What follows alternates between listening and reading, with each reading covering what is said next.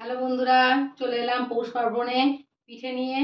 আজকে তো আশা করি সকলের বাড়িতেই পিঠে হবে পৌষ পার্বণে, যে যেমন করবে। আমি এই করেছি, সেই দুপুর থেকে করছি, দুপুর থেকে খাওয়া চলছে, এই আছে।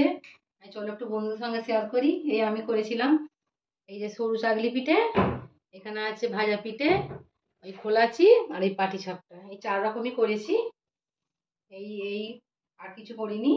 এই চলো এই সবাইকে খেতে দিয়ে আর দিই।